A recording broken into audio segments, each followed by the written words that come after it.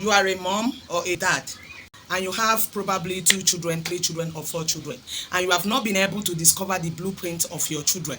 What do I mean when I say blueprint of your children? They are calling from God Almighty. Every living human being has a calling from God. Every living human being has their blueprint from God, meaning that every living human being has their talent. That is their calling. Your talent is your calling. Okay, your talent is your calling. Your raw talent is your calling from God.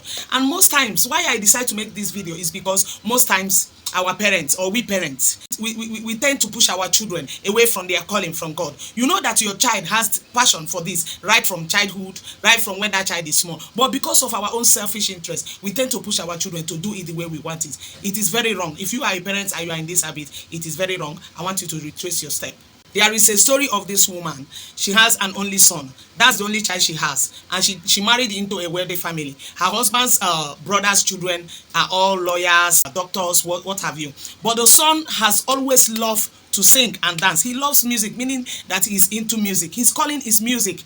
But each time that this boy is doing his thing, the mother will always beat him, chase him away. And the boy grow, keep on loving the music. And whenever he's angry, he will love to do music. But they force him, they push him to go and study law. He studied law. They gave him a chamber, but he was not doing well. What did he do? He abandoned the office. And at the back of the parents, he started doing music. When the parents discovered, it was a very big war between him and the parents. At the end of the day, the parents had to give in. Why did I bring up this thing? I don't know whether you are here. Parents are always guilty of this thing. They always push their children away from their calling. They always force their children to do their bidding. Sometimes, they are not even pushing that child away from her calling because they are interested in that child. They are doing it because of maybe you saw your co-wife, you saw your friend, you saw somebody, their children are doing one thing or the other. Their children are doctors. You want your son or your children or your child to be doctor. It doesn't work that way. When you push that child away from their calling from God, they will not perform well. They will not function well there. You need to discover right from the onset when your children are small. You discover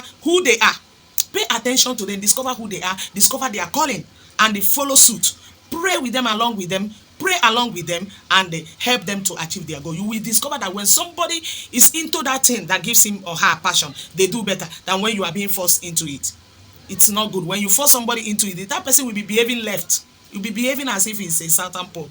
He's a left-hand-sided human being, because the person is not pursuing the actual career or actual talent, actual dream. So I want to urge parents. And another thing is, most parents, some children are doing better than the other, and you are using it to hate on the child or using it to talk to the child negatively. Let me tell you, we are not created the same. Grace differs. Everybody has their grace. Everybody is being given their talent according to the measure of the grace they could carry. God knows us more than we know ourselves. God knows the kind of grace that each and every one will carry. God knows the talent he will give you that will work for you better later in life. So don't always blame your child and begin to call that child dull, maybe because it's not functioning the way the other ones are functioning. Let me tell you, those children that carry first those days when we were in school, are they the one carrying first in life? That you are being in first position in school doesn't mean that you do well in life. That you're always taking the first position in school, collecting awards when you are in school, doesn't mean that you will do so well. One day, one of my sons come and was showing me one boy that they were in school, and the boy didn't know anything. The boy keep on failing and failing out. Let me tell you now, the boy is still a young boy, but he's doing so well in life. Doing so well, more than people that are. My son showed me the picture and said, "Mommy, look at this boy. I remember in school, this boy was so dull." So what am I trying to say? It doesn't mean that somebody that doesn't assimilate fast or catch up fast in life, that person is dull. No.